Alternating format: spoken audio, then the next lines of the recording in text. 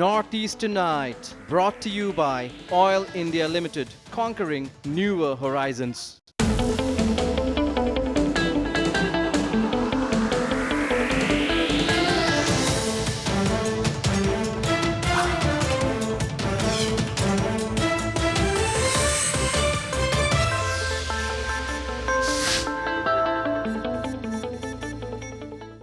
Hello and welcome to Notice Tonight, the show that decodes the region.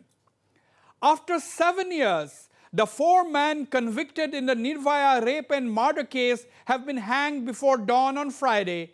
The rapists tried every means possible to get a reprieve, but lost in the end, resulting in their death by hanging at Delhi's Tihar jail. The big question now is, will the daughters of India have a new dawn from now on, as Nirvaya's mother Asha Devi said hours before the execution? Can we build a narrative across the country revolving around capital punishment of these 4 rapists that would make criminals think twice before committing such heinous crimes? What is the role of society? Do we need to take a relook at our high school, higher secondary and undergraduate syllabus? We have the tough laws, but is law enforcement the issue actually? After all, several states including Arunachal Pradesh have legislations like the Criminal Laws Arunachal Pradesh Amendment Bill 2018 that provides for death penalty for child rape. Why then crime against women continue? This is the issue that we are going to discuss today. I am joined from Shillong by well-known social activist Hussain Karbi. Advocate Syed Burhanur Rahman is with me in the studio, and so is a leading psychiatrist, Dr. Sangeeta Datta. And from Imphal, I am joined by a well-known human rights activist, Bablu Loitongboam. Ladies and gentlemen, welcome to Notice Tonight. I'd like to go straight to you, Hussain Karbi. You know, the 4 convicted rapists have been hanged yesterday. My question is, can we expect the narrative to change in the country now that, you know, at the end of the day, we have been able to get the court's verdict and execute the 4 convicted rapists? Do you think this is going to change the narrative? Do you think people will still talk about whether death penalty is correct or not, so on and so forth? Wasbir, I think the death penalty that was given to the 4 rapists has come in as a very strong message in India, as one of the longest judgment that was awaited by all the people of the country, from the human rights organization, women's rights organization, and many more. I mean, the public, the women as a whole. I would say that I know there's a great debate about whether death penalty should be there or not, but I think the crime that has taken place was really heinous. It's just not about the fact that it did not send a strong message, but it sent a very strong message that it will bring in a deterrence, that people will not take it, that rape is something they can get away with it. So I think I would stand for that. This message is a very strong message. It also brings in the strength of the judiciary as a whole, validating the fact that women in the country is still vulnerable in many places. Even after the 2012, this Nirbhaya case, we have seen so many rape cases across the country. But at the same time, I think this is one message that the judiciary, the people will still trust in the judiciary and the law. Okay. These are very, very relevant comments made by Hussain Karbi. I'm going to you, Bablu Loitongboam, a well-known human rights activist from the Human Rights Alert in Imphal. Bablu Loitongboam, is it the turning point? The 4 hangings, at one go yesterday morning, that is on Friday morning. Do you think that could be the turning point in tackling crime against women? Or, as a human rights activist, do you have a counter view? Are we still going to, talk against death penalty? Well, Wasbir, we have very clear opinion on the issue of death penalty, whether it is the military or armed opposition group or for that matter, even the judiciary, we think and we are quite convinced that nobody has the authority to take away life. Human life is sacrosanct. And research have found let me across the interrupt world you. that Bablu Loitongbohm, death penalty. let me interrupt you here. Sorry, I'll allow you sufficient time to respond. My question to you, Bablu, who has the right to take away the life of that innocent girl, innocent Nirvaya? She was killed in a most inhuman Definitely, manner. Yes, I am fully supportive of punishment of severe kind so that this becomes an exemplary thing. But that doesn't mean that the state should stoop down so low as to become a murderer of these people. How we respond to people who have done harm and wrong to us will determine the civilizational quality of the democracy that we are living. Just because somebody has killed someone, we cannot go back and kill them again. An eye for an eye have made the whole world blind is something that the founding father of this country have said. So killing someone because they have killed someone else is not solution. Okay. Because I'll we come have back to lived you. in the Northeast and we have seen. Okay, carry on. Complete your point, Bablu. Yes, the point is, in Northeast we have seen Armed Forces Special Powers Act, which in Section 4 clearly said the military can use force to the extent of causing death. We are now living 62 years under this Armed Forces Special Powers Act. Had it stopped insurgency? No. It has only made the situation worse and worse and worse. I don't know what how justified. Hold on. I don't know how justified this is to equate the two. Violating a woman, raping a woman, killing her in the most heinous manner. I'll come back to you. Dr. Sangeeta Datta, I'll take a legal opinion at the end. Dr. Sangeeta Datta, Yes. there is something called proportionate response. You know, I mean, a woman raped and murdered in the most inhuman manner and left to die is something, you know, that requires provisions. And after all, we have to also realize that these 4 people have been hanged in accordance with the provisions of the law. Yes. Firstly, I would like to say that at the outset, I completely support death penalty which has been given to these 4 criminals yesterday. I think it was yesterday, right?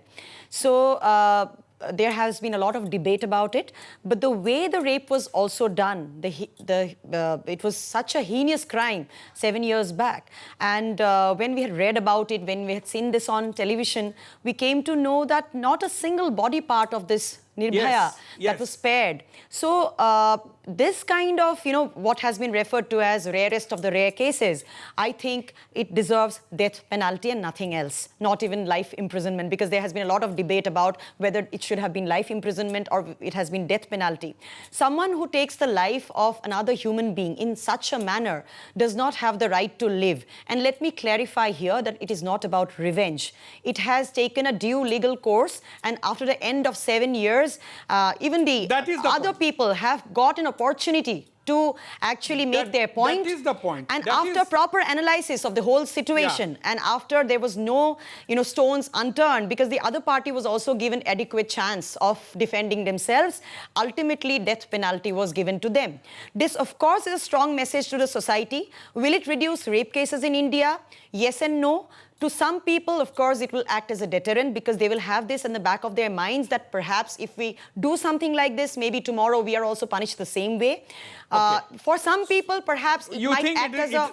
You think it'll, at the end of the day, you're talking about... I said yes and no, because some people said that, you know, even in countries where death penalty is there, crimes have not reduced. Yes, there's a debate regarding that too. But let me tell you, this message is very important for a country like India and for the world. You're emphasizing on the message that has gone down after the hanging of these 4 rapists, and you think that is going to act as a deterrent. As a lawyer, Syed Burhanur Rahman, as a lawyer, you know, at the end of the day, we have heard Bablu Loitongbohm. He has a very forceful argument against death penalty. But the question is, you know, at the end of the day, these 4 people have been hanged not out of anybody's free will. As Sangeeta said, it has taken a due process of law. It had gone through a due process of law where the lawyers for the 4 rapists used every possible means available to them to defer the date 3 to 4 times, and they have succeeded. But at the end, where they have exhausted all their options, they were hanged only after that. What do you have to say, Burhan? Yes. See, as far as the death penalty is concerned, the parliament of our nation in its wisdom has retained it. So maybe India is within those minority countries, about 40-50 countries have retained this provision for death penalty. So India is one of them, and almost 140 and 150 countries have already abolished it. But the very fact that we have the provision of death penalty, that means that for the rarest of the rare cases, the provision has to be followed, and all the due process is followed in this case. Especially if you see the time consumed is about more than 7 years. Right. Yes. The more than 7 years is was actually given to them so that they exhaust all the legal rights. So therefore, when the provision is there and retained in the statute and the whole process is followed, now we cannot be aggrieved by this fact that the state has killed it. It's not like a murder, or it's not like the bloodthirsty state has done it. It's something that the due process is followed, and if tomorrow in the wisdom of parliament, if they abolish death penalty, that's a different issue altogether. That's a different debate altogether. Okay, Bablu Loitongbam, how do you defend your argument? Because as Advocate Burhanur Rahman is saying that India is retaining this law because in the wisdom of the Indian Parliament. Tomorrow, if the Parliament decides to abolish this, that's a different story. But my question to you will be very simple. What about the human rights of this poor girl? Or for that matter, hundreds and hundreds of women who are violated on a regular basis, not just in this country, but worldwide, Bablu? Well, Wasbir, there are 2 aspects. One is that as a citizen of a democratic country, we have to express our opinion so that the lawmakers also are informed about the public opinion that surrounds the whole issue. Whether it is legal or illegal, it is legal now because the parliament allows, in rarest of the rare cases, to have death penalty. But if you're asking me as a human rights activist, do you agree to this position? My position is that no, we have no right to take anybody's life. On the question of violence against women, we will fight lock, stock, and barrel to stop this. But will killing people stop this is a different issue. Research have shown in umpteen number of cases in different situations across the world that it is not the severity of the crime, but the certainty of the crime that is important. If one is talking about expediting the process of due process of law, we are all for it. There should be justice should be delivered expeditiously. There should be certainty of the punishment. But taking away life is not that is the limit. We cannot accept that as a position, because once we allow that to happen, then we will go to a now it is the discretion of the judges to decide what is rarest of the rare cases. If there was a more progressive judge who was sitting on this, they could have come out with a different version. Now, once a person is executed and killed, there is no appeal. The matter ends there. They had already appealed, there has to be Bablu. room for people They had appealed to the president. They had moved the court umpteen times, and three times their execution was postponed. They had been given full rights to appeal. I'll come back to you, Bablu Loitongbam. Let me go to Hasina Karbi. Hasina, what is a good deterrent according to you? Because if you look at the National Crime Records Bureau, even in the northeastern region, the crime against women is increasing by the day. The question is, how do you deter? Because there is no doubt that the Nirvaya case has been a rarest of the rare cases, because we all know that not a single body part of that poor woman, poor lady was left. Intestines were gouged out. And so there cannot be anything more, ghastly or more heinous than that. What is a good deterrent in this case? Well, I would say, Wasbir, this is a very different case comparing to all the cases of rape that has happened in the country. And this rape cases has been something that it is violative from all aspects. It's just not about a rape, but it's a murder. It's about, they have basically broken down all laws in actually taking the life of a woman after raping her. So in other aspect, I would say that the judgment that has come, I mean, like what all the other panelists has also mentioned, it has taken into account all the appeals that has happened from both sides. Yes. I totally understand Bablu's point that human rights view worldwide, no one has a right to take somebody's life. But I think when India has continued to keep, death penalty as an option, it is also an option that should look into cases which is very heinous. And this is a heinous crime, Wasbir. So from a heinous crime point of view, I would say as a woman, but the Northeast, we have seen many cases, but nothing has really gone into prosecution. It got into delayed, and many more in the country. But what I'm trying to bring here forward is that this judgment will also bring in a very strong message in a country like India, where crime is actually multiplying every day. We are hearing it constantly. Right. I'm coming to you, Dr. Sangeeta Datta, but Burhan, the argument which Bablu Loitongwam has been giving is that in a democratic country like India, we cannot really go for such kind of actions like a death penalty. But my question is, how is it related to democracy? Everybody has a democratic right to stay safe. Our democracy, Indian democracy, also provides us the right to live. So people have violated the right to live. So what is the counter argument to that? As far as the human rights viewpoint is concerned, they have actually taken a viewpoint from the accused perspective. What they have missed out is that they missed out the perspective of the victim.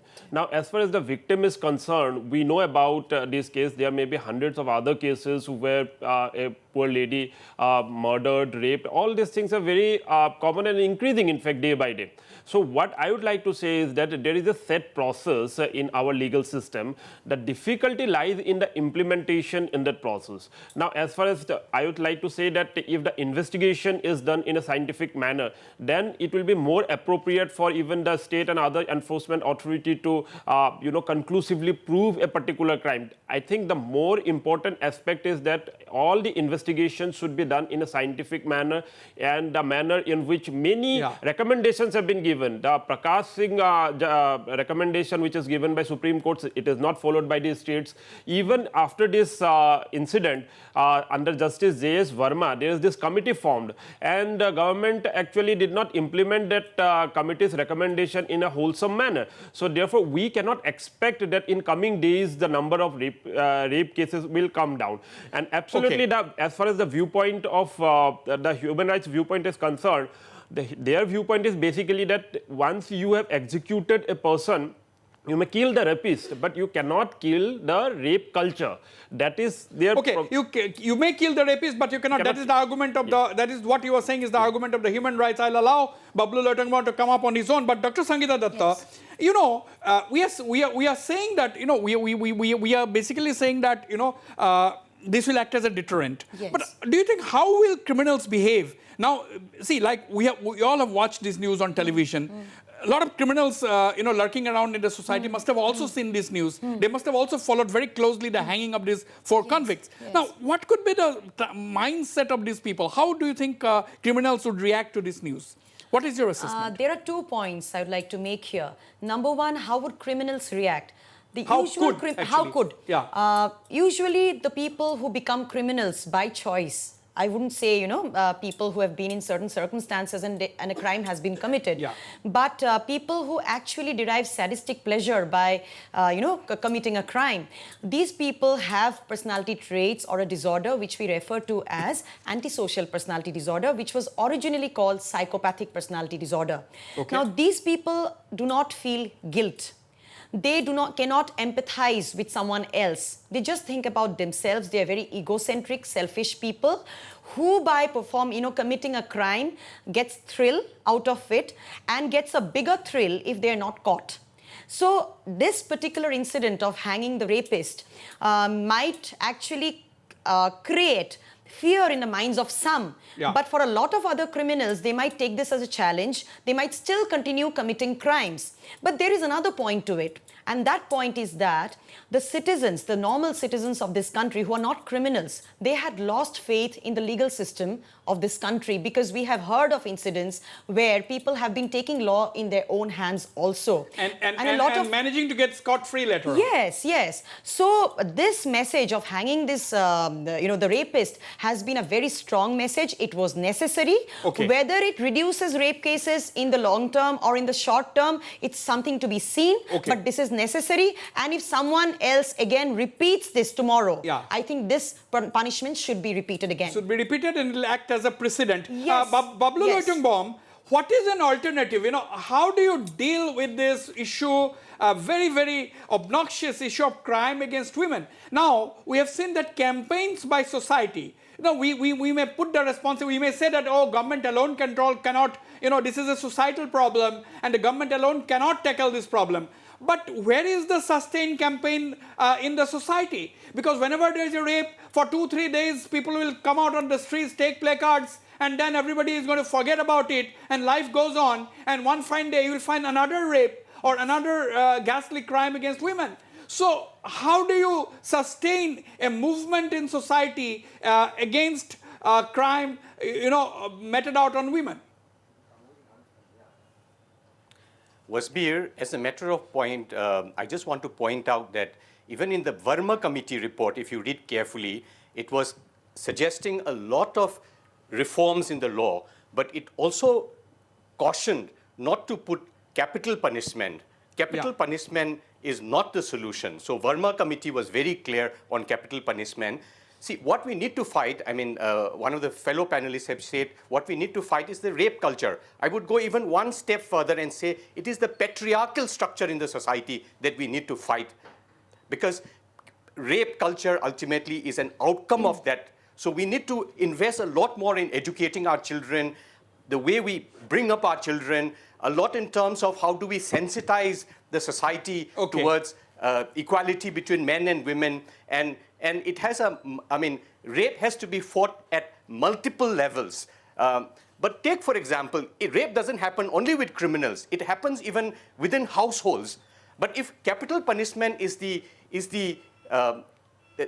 punishment that is given to rapists, there could be instances where there is already a lot of reluctance for women to come out and complain against rape. But if this happens even among very close, intimate circles, if you put capital punishment as a thing that is hanging, so are you suggesting that if it is in intimate circles, nobody should speak out because no, Bablu, are you suggesting? No, I'm saying that. No. Let me ask you this question. Are you suggesting, Bablu, that if there is a rape case within a family, then nobody should speak out because it might lead to death sentence to the guilty? No. They should speak out. They should speak out. But if you put capital punishment, then that could be a deterrent from people to speak out because they fear that once the law takes on course, then it will be completely out of control. The rare cases. Here, Nirbhaya is a different case. And we are talking about the hanging of these culprits in case of the Nirbhaya case. So we are not, let's not generalize, Wasbir. Let's not say all rapists should be hanged. But we are talking about this case in particular. But what is rarest of the rare case is a subjective question. That is my whole point. Rarest of the rare case is a subjective question. And that gives a lot can I ask you a question? After what was done to Nirbhaya, the way her body was damaged, the way her intestines were taken out. What kind of a proof do you need? Do you think these guys have a right to live on? I don't think so. Burhan? That's a different story. Burhan, what is a rarest of a rare case? That is what Bablu is trying to emphasize. I'm coming to you, Hasina. Burhan, what is the rarest of a rare case? Bablu is trying to ask this question. Nirbhaya. Right. May I respond to that as well? Yes. The rarest of the rare case also includes Thangzam Manorama, who was killed in 2004, picked up from her family, taken away, and next morning found with cement all over her body, and she was shot even into her private parts. That also constitutes a rarest of the rare case. No doubt about that. No doubt about that. Despite of the fact that they have been named, still working as active military personnel in today's military establishment today. I know that case. I personally is a subjective question. Bablu, I personally reported that incident, Thangzam Manorama incident, that is also definitely, you are absolutely bang on. That is also a rarest of a rare case. Yes. I have no doubt in saying that. But Burhan, if we come back to this, the issue of rape, what is the rarest of a rare case? Because there are so many rapes, so many assault on women, so many different forms of crime against women going on. How do you come up with a rarest of a rare case? How do you categorize that? See, as far as the concept of rarest of the rare case is concerned, it's not a new concept. The concept was actually formulated by the Honorable Supreme Court way back in the 1980s. In the Bachan Singh case, Supreme Court has clearly held that rarest of the rare cases includes those cases where the crimes involve the heinousness of that crime, the gravity of that crime, the gruesome manner that a person killed.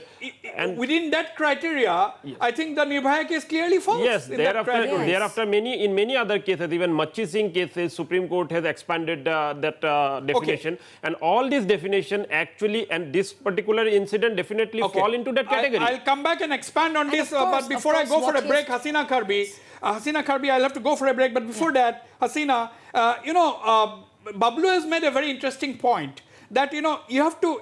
He is saying that the rape culture is one of the reasons is it's a result of patriarchy. You have to fight patriarchy. How you bring up your children. So, do you agree? Because you come from Meghalaya, which is a matrilineal society. But even in Meghalaya, we have seen very, very ghastly incidents of crime against women. Yes, I totally agree what Bablu have said, that it is the way how boys and girls are being brought up. It starts from the family, because the patriarchal, portion is there everywhere. It's just not that we are in a matrilineal society and we don't have rape.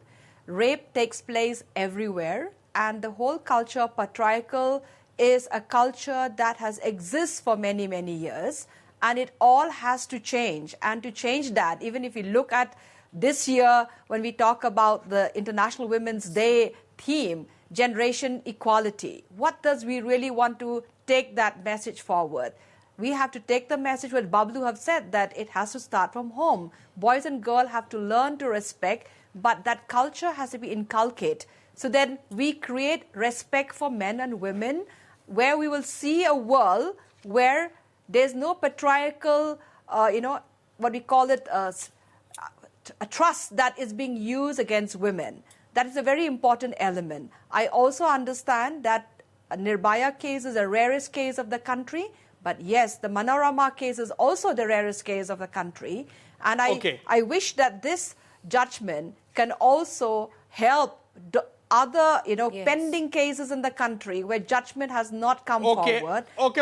We'll have to. That absolutely, the judiciary should exercise. Absolutely, we'll have to wait and watch. I'll go for a short break. Viewers, don't go away. I'll be right back.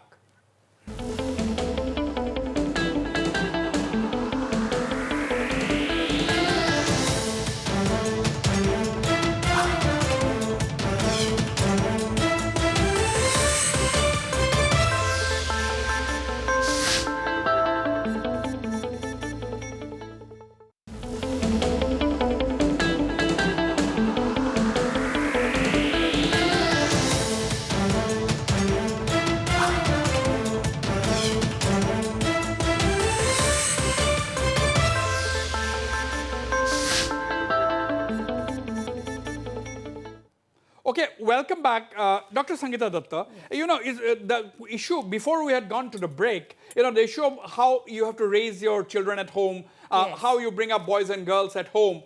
Now, my question is, do you think, this gender issue, because this year was Women's Day, the theme was, on gender equality. Yes. Now, the question is it necessary for schools, colleges, up to the undergraduate level to have gender issues and some of the moral issues as part of the curriculum, as part of the syllabus? Are you someone who is in favor of this? Absolutely, yes. Because I completely agree with the other two panelists who have talked about upbringing of children. Yeah. Yes, we need to teach gender equality at home and even before school. And when it comes to home, in very subtle ways also in Indian families who are not even aware that there is inequality between the genders, there is inequality. The way a boy is treated and a girl is treated, the way the father treats the mother, the way even a mother-in-law teaches the daughter, treats the daughter-in-law. There are so many subtle messages there, and children constantly watch. They must have role models at home. That's number one. Yeah. And when we talk about value education, it reminds me of moral science, which we had as a subject when we were in school. Yes, absolutely. So yes. moral science is not just about learning something by heart and writing in the examination. It's more about building a character. It's more about developing some, personality traits. And due Let's have importance everyone has to on be the screen. Yes. Yes. Carry on. So that has to be taught in schools, in lower schools, in high schools, in colleges, and I think even in universities, because I get Okay. to see a lot of, it has to be in a developmental appropriate way. You favor that. I favor that completely. Bablu Loitongbohm, we are now also, what is the road ahead? As you very rightly said, I partially agree with you. The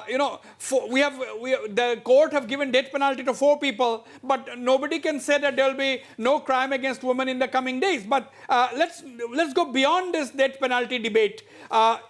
What do we do? Are you someone who is in favor of, my same question goes to you, whether there should be some kind of a course on gender issues in schools, colleges, up to the undergrad level at least? Absolutely, absolutely. I think education, human rights education should be part of the school curriculum, including gender education. There are already guidelines that the National Human Rights Commission has given. Unfortunately, it's not being followed anywhere. I think it is very, very critical as the new generation equality, as it was said in the International Women's Day, is growing up. We have to be very sensitive to this, because with the internet and the mobile phone, it's an open world where children is getting access to all kinds of dirty things through the internet. Yes. How do you process this, and how do you internalize this? What are the values that you inculcate are very, very critical. And therefore, I think the education now has to sift from just imparting education to how do we impart values to this new generation, so that they are able to decipher what is good for them and what is bad for them, for this huge information flow that is coming to this generation. So I think before it is too late, we have to embark upon robust human rights education policy for this country. Robust human rights policy needed. Yes, Sangeeta, and look at these item songs, item numbers of Bollywood films where women are constantly being objectified. So we have to send messages not just at one level. We have to, that has to be at different levels and in very subtle ways also sometimes. Okay. Now, Hasina, what is the road ahead? How do you deal with this issue? Because, 4 people hanged, distinct message sent out, exemplary punishment, fine. Most people will support that. But the point is, how do you deal with issues like this in the days ahead? Whose responsibility is this? Can the government alone deal with this issue? We are talking about society, but less said the better. Because as I said, after a few days, society forgets about the case. So what do you do? I think the road ahead, Wasbir, is that we have to also see the kind of new crime taking place where most of the crime is happening online.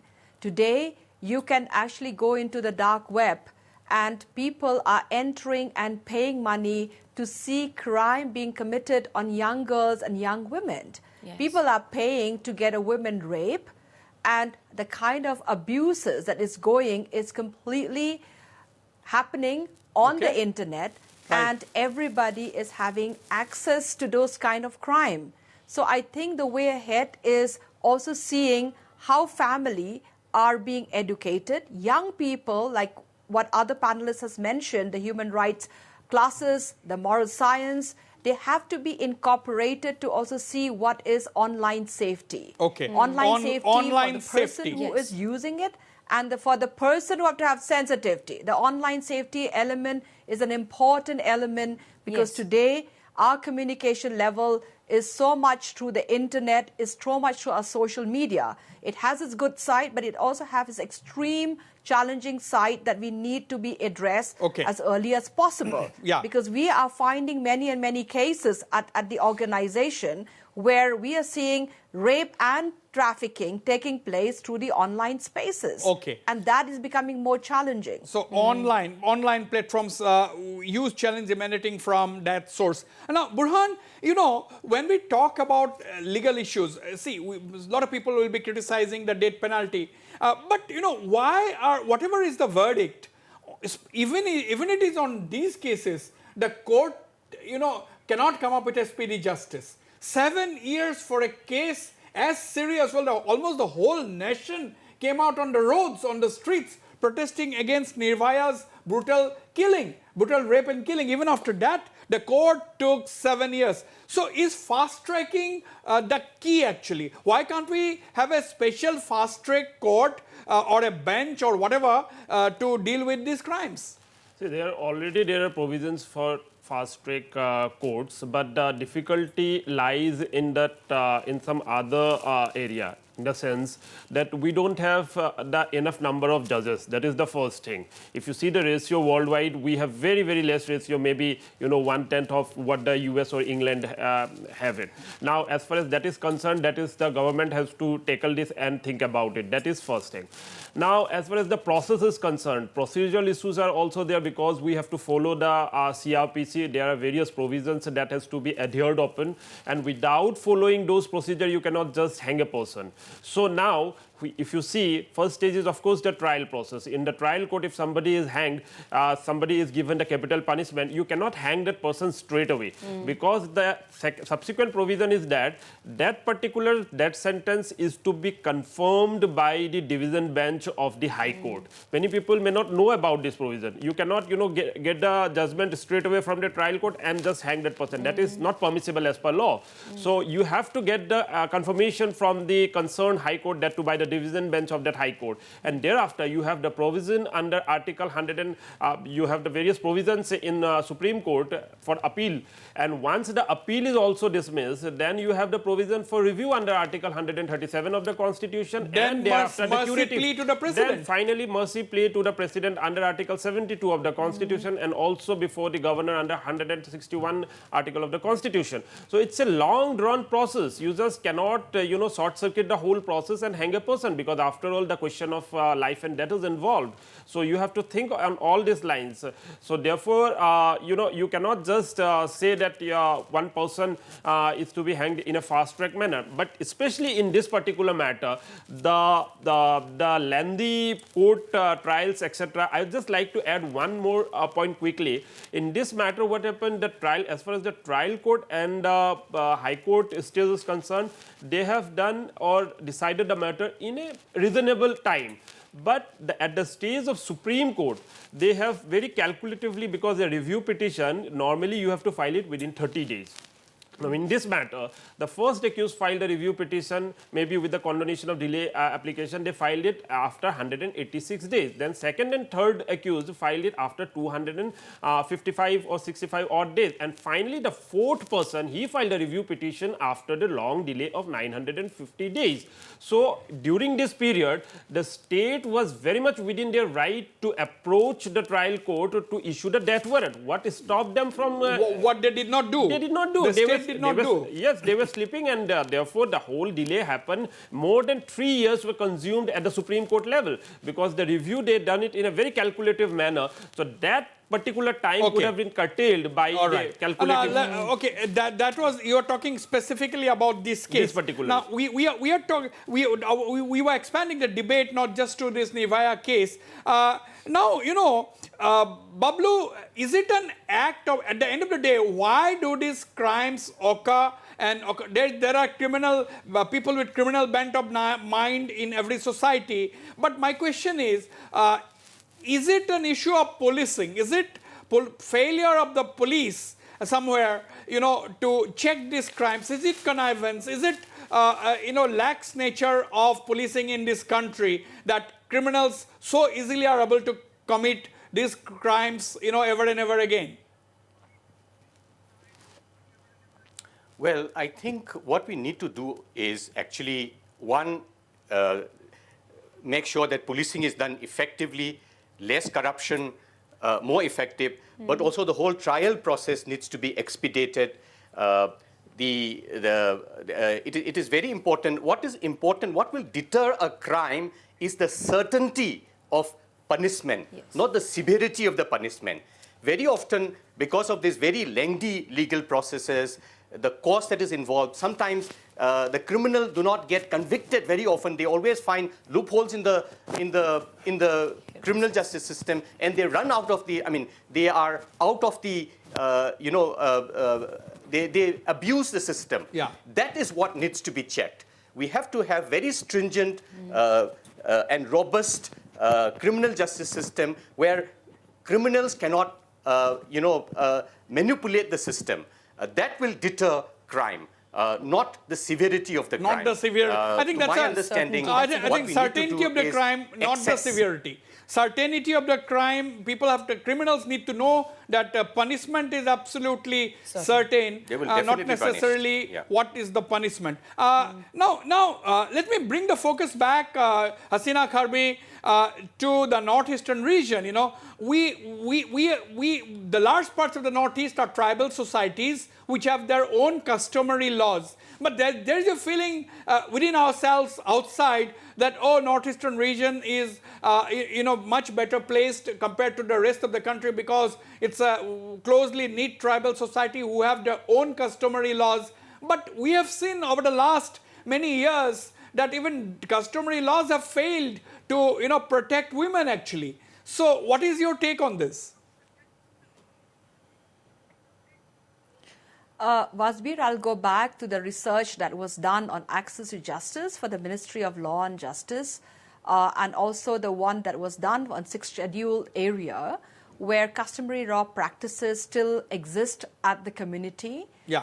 What I would like to highlight here is that when it comes to crime against women, there are a lot of customary law that is not favoring to give justice to women's right, which sometimes is a deterrence to real justice that is going to take place for any crime when a woman or a child or a young girl goes to report in the police station, because there's always this aspect that it will be dealt by the community. So I think when we look back at the way forward, we need to look at crime from a justice delivery system, which is a law which is equal for all, and a law which is centralizedly going to be allowed to be investigated, not taking into consideration, a customary angle of investigation. I know that customary law has its richness, but it has to evolve when it comes to crime against women, or when it comes to crime which is taking place in the society. So we have to look beyond that, because customary law sometimes, when it comes to many cases, it has also been a deterrence to the investigation of law enforcement. And that has been witnessed at many aspects. Right. Now, Dr. Sangeeta Datta, is poverty... Wasbir, if I can just come in, just to supplement what Hasina was saying, it is important. See, India is a signatory to Convention on Elimination of Discrimination Against Women, the United Nations Convention, which clearly states that if discrimination of women is perpetrated in a traditional custom or practice or ritual, that has to be eliminated. That has to be, we have to overcome. So just in the name of tradition and culture and customs, we cannot perpetuate discrimination against women, which includes crime against women. So, I mean, I think all the customary practices in the Northeast today has to be examined, whether it is discriminatory to women, and those practices which are discriminatory women, we have to have a policy to gradually eliminate them. I think that's a very significant point which Bablu has made. There is a need to examine the customary provisions and to see whether they are discriminatory towards women. And Bablu is saying that if so, that has to be, all those provisions have to be eliminated. I think that's a huge responsibility for the state governments to make a beginning on that. But my question to you, Dr. Sangeeta Datta, is poverty in any way linked to crime against women? Because see, if we take into account the case of Assam, 32% of the people are below poverty line. At the all India level, it is 22 to 23% of people are below the poverty line. And jobs is a huge challenge in this country, getting jobs for the unemployed youths. So do you see a link in any way? Poverty is definitely a factor. But again, I must say that when it comes to criminals who commit crimes against women, they can come from all social stratas.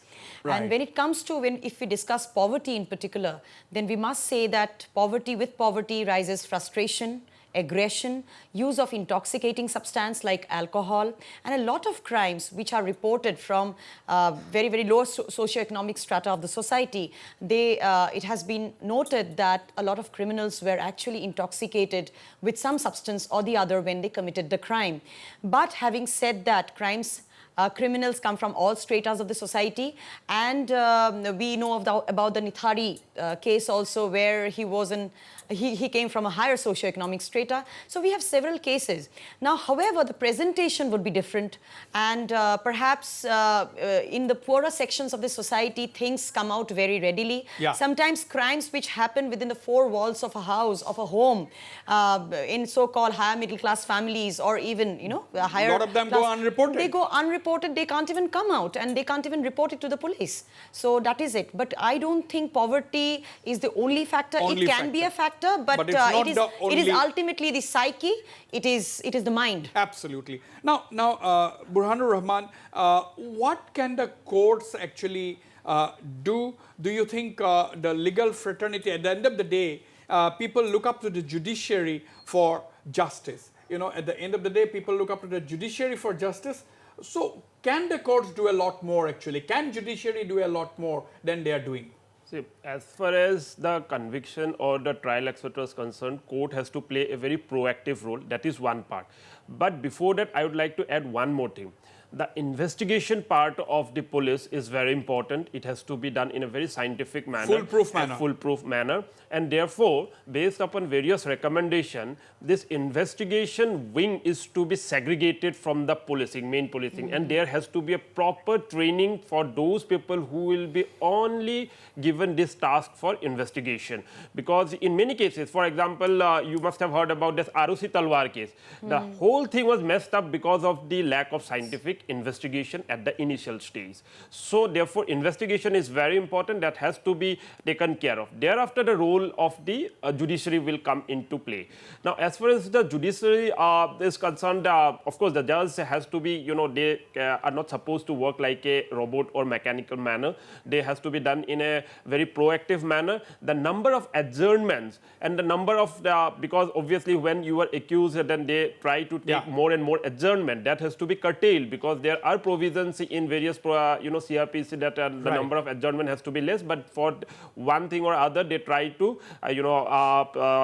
just stretch it to that level that they will continue doing it for years. So that has to be taken care of. And moreover, while at the evidence taking stage, the proper protection to the witness has to be given, because witness protection, there are schemes also, but it is not implemented in the right spirit. So so there has to be a whole lot of things which the judiciary can do and the police combined. Because Burhan emphasized on the need to separate the investigation from law enforcement. And let me tell you, viewers, following a directive from the Guwahati High Court, the Assam police has already segregated the two wings, the two wings, that is the investigation and law enforcement, and already about 1,500 police officers have been specifically designated only for the purpose of investigations. We'll now have to wait and watch whether the investigations or whether the cases which the Assam police dealing gets any better or much better in the days ahead. I'm running short of time. Hasina Kabi, your final comments. What is the road ahead? The road ahead is that I think the other panelist was talking about upgrading investigation and trainings for law enforcement.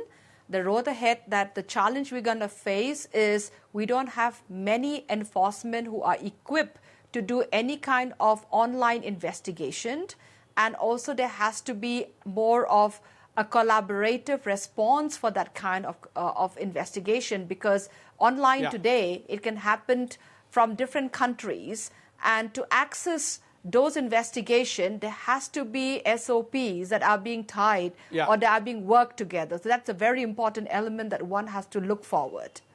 All right. All right. Final comments, Bablu Loitongbaum. Robust human rights education, effective policing and investigation, expeditious judicial processes, but no death penalty. Thank you. Okay, firmly stuck on his point of view, Bablu Loitongbaum. Do everything possible, but no death penalty. But that itself, again, is a debatable point, whether death penalty, which is provided for within our legal system, can be done away with in cases where it is necessary. At the end of the day, the 4 convicts have passed through the due legal process. We'll talk more on that. But what we want at this point in time, that the society has to be ever vigilant and continue with a sustained campaign to fight crime against women. On that note, I end this edition of Notice Tonight. I thank all my panelists for participating in the program and the viewers for watching the show. Good night and goodbye.